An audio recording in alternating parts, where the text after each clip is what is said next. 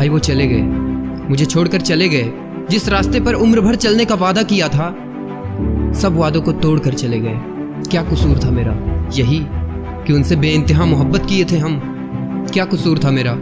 यही कि उनको दीवानों की तरह चाहते थे हम। क्या कसूर था मेरा? यही कि उनकी एक हंसी पे पूरी दुनिया वार दिया करते थे, या फिर ये कि उनकी छोटी सी खुशी के लिए अपने सपनों को भी मार दिया करते थे। मैंने शिद्दत से जिसे प्यार किया, आज वो पल भर में चले गए, पल भर में चले गए, और एक बार भी मुड़कर नहीं देखा। ऐसे चले गए जैसे मानो हमारे बीच कभी कुछ था ही नहीं, कुछ भी नहीं। यार बस बहुत हुआ, रो लिया भाई।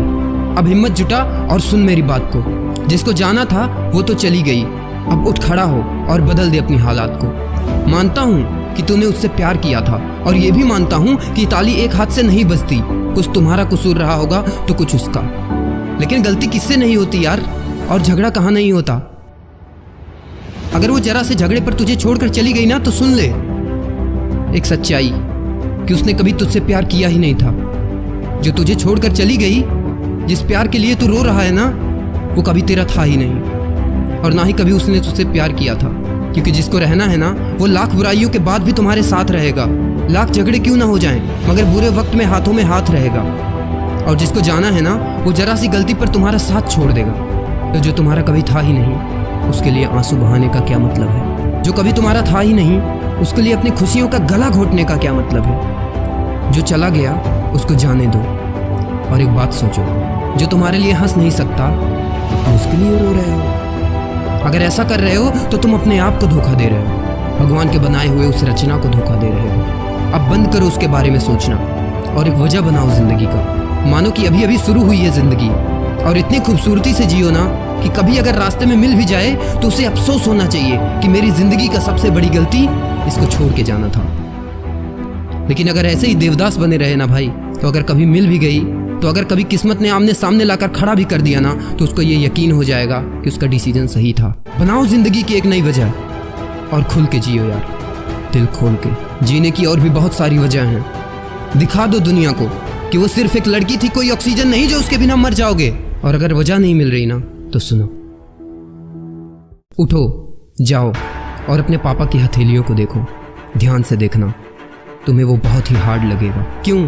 क्योंकि वो हाथ भी कभी न कभी तुम्हारे जैसे मासूम हुआ करते थे, लेकिन हमारी जिंदगी बनाते बनाते उनको परवाह ही नहीं रही अपने आप की। अपनी पूरी लाइफ जो इंसान हमारे लिए कुर्बान कर दिया, सिर्फ तुम्हें खुश देखने के लिए, क्या कभी भी उन हाथों का कर्ज चुका पाओगे तुम?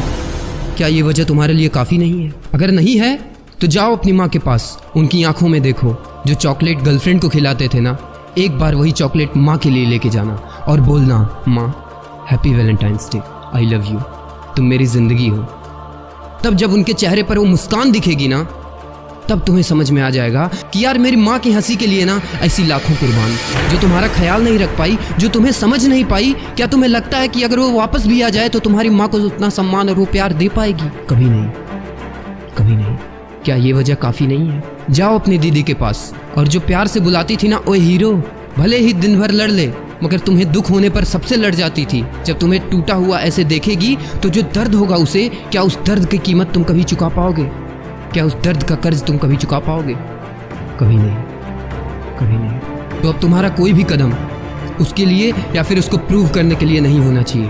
बस मेहनत और स्ट्रगल करो उस दिन के लिए जब तुम्हारे पापा कंधे पर हाथ रखकर बोले कि बेटा I am proud of you. Mummy बोले कि मुझे गर्व है ऐसे संतान पर, और बहन बोले कि मेरा भाई सिर्फ बोलने के लिए नहीं, सच में हीरो है, सच में हीरो है। और मैं कहता हूँ, अगर समझ गए ना दोस्त, तो असली जिंदगी के हीरो बन जाओगे, हीरो बन जाओ। मेरे दोस्त, अगर आपको लगता है कि जीने के लिए बहुत सारी वजह हैं और ज़िंदगी में सिर्फ यही नहीं बहुत कुछ करने को बाकी है यार, तो सब्सक्राइब करो चैनल को और बेल आइकन को हिट करना, ताकि आप हमेशा मोटिवेशन से और पॉजिटिविटी से भरे रहें।